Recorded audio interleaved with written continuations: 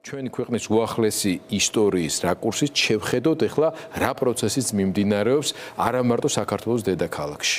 ლევან, დავიწყოთ თქვენით. საქართველოს დედაქალაქით დავიწყებ ჯერ და ბოლო ფაზა ბოლო ორი დღის ფაზა განსაკუთრებით. აქამდე კიდევ რაღაცა ლოგიკას ხედავდი და ბოლო ორი დღის ფაზა გავიდა რაღაცა ასტრალურ იმაში.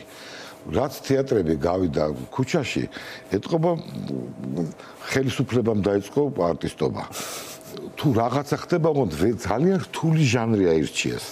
ძალიან ფანტასმაგორიის თუ რა ჟანრია, რა პიესას თამაშობენ, ძალიან ძნელი გასაგებია.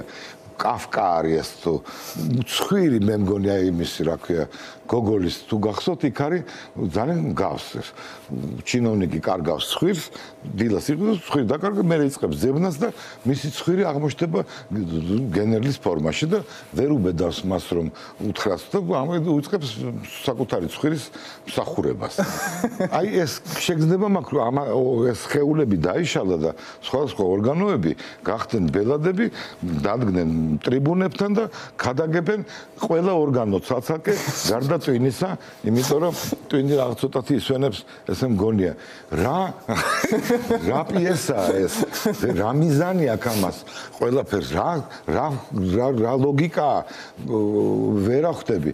ისეთი ფრაზები გესმის, გარდა ანუ მოვიტყვები, ხვალ აღმოაჩენენ რომ ტყუილია და მე უარეს მოვიტყვები და მე მოვტრიალდები და გავიცინებ. მოულოდნელად ის რომ განგაიარაღებ. იმიტომ რომ ლოგიკას ერთი მოლაპარაკე თავის ფრაზას შემხვდა მე გავანთავისუფლებ ევროპას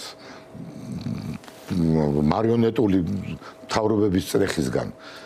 მინდოდა მე თქვა მიდი გავანთავისუფლებ და დავისვენებთ ჩვენ ჯერ ერთი გავიგებთ ვინ არის ეს ომის გლობალური პარტია რომ ზოროსავით რომ არავინ არ იცნობს კაცმართ ვინ არის და რომ ყველა ამაზე მას ბრალდება ყველა გავიგებთ მაინც და განთავისუფლეთ ჯერ ეს ბავშვები განთავისუფლეთ ანდრო ჭიჭინაძე მე გავანთავისუფლოთ მარწუხებისგან დამონებული ევროპა მაგ კიდევ ერთ საინტერესო ფრაზა იყო რომ კოლონიალიზმს ხო ებრძვიან და მე მოვაყოლეს რომ მოახლა ტრამპი და რასაც იტყვის ეგრე იქნება.